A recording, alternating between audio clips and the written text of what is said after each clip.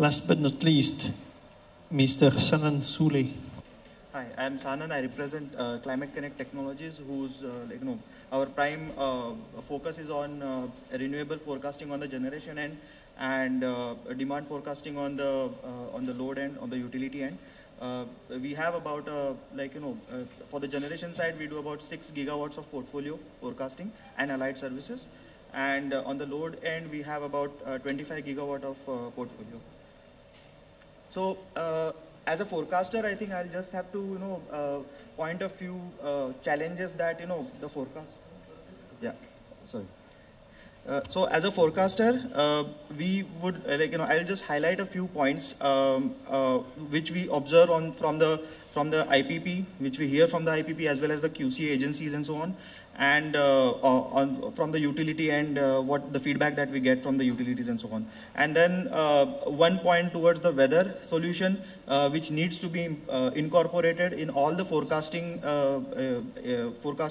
approaches and processes, which will essentially help the adoption of RE into the grid. So last year, like this year in Jan 2020, we saw that about 10.32 billion units of renewables was injected into the grid. Now, the current IPP challenge at the moment is that massive outflow of DSM penalties is like really affecting the bottom line of these IPP generators.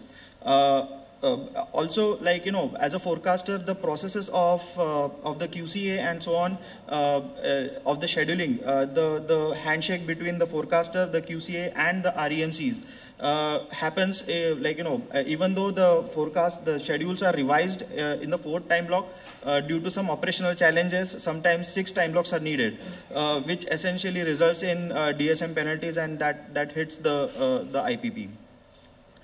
We have also seen in recent past that a lot of curtailments has happened from the SLDC end, where IPP has lost generation, and although the policy says that they need to get paid for these curtailments, sometimes that has stuck in some litigations.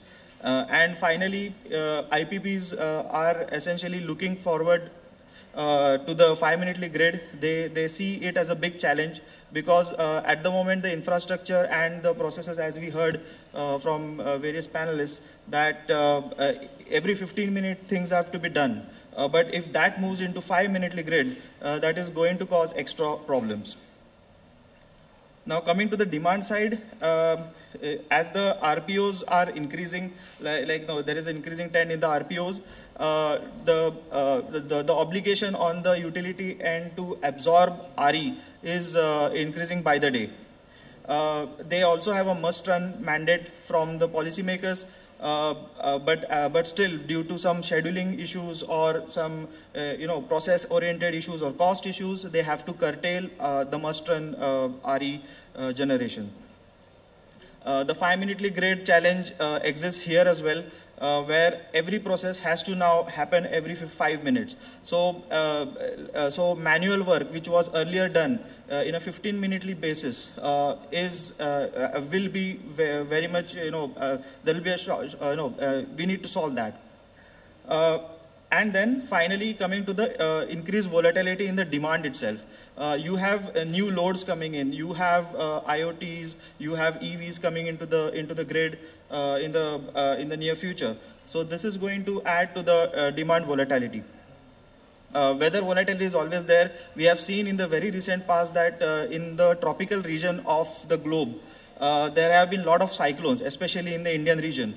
That is, this kind of volatility is affecting both the IPPs as well as demand equally, because an event like thunderstorm happens and the load, there is a crash of about 3 to 4 gigawatts in a utility. So how do we solve it? The first point or the crux of the problem at the moment that we see is the weather. We need to crack the weather forecasting problem really well to have a very substantial reduction in the DSM of the renewables and helping even the utilities to adopt. Also, cracking the weather problem will give the demand side or the utilities a really good edge in understanding what will be the load patterns, and essentially they can also plan their availability gap analysis and the procurement and the overall procurement of energy. At the moment, almost all the weather forecasters do not give like a 15-minutely forecast or a 5-minutely forecast rather. They give like an hourly forecast. Also for the wind plants, hub height forecast, hub height data is unavailable. For the solar plants, the GHI and the cloud forecasts are unavailable. The storm events, even though they are predicted correctly, say a day or 2 days in advance, no one can predict a thunderstorm hitting a region in specific time blocks. So because of which even if you miss it by a few time blocks, that is going to really affect your DSM on both utility as well as generation side. So since there are so many variables coming into picture, and the rules are getting stringent from the policy end, and so many new devices getting into the grid with IoTs as the enabler, the humongous amount of data makes us makes the use case for using of AI ML algorithms. The AI ML algorithm on the weather end will also be needed to improve upon the existing geophysical WRF models that we have globally. And finally, a few of the challenges that even the agencies like QCA and so on mark, that even though we have REMCs enabled now, the regional REMCs on the north and the south have different data formats of processing. These problems are obvious, more like process-oriented problems, but these common data formats and intercommunication of all these components and all these centers has to be done automatically. If you need automated communication between these centers and between these components, you will need common APIs, common interfaces, and so on. So those standards need to be developed at a policy level, and essentially that would enable more adoption of technology, and we can actually reduce the manual intervention out everywhere. And finally, the point I made a bit earlier, new smart devices are coming in, smart meters are being injected. We will probably have about 250 million smart meters by the installed across India by 2025. And various IoT devices like the LoRaWAN we see out there will essentially explode the amount of energy, explode the amount of data that we are gathering in our databases. This kind of things will need humongous processing power. It is beyond, in the older days, people used to work on Excel to do all these things. So it is beyond humans to really process this kind of data, for which we will need modern systems with modern software architectures and so on. And finally, everything has to be machine learning powered.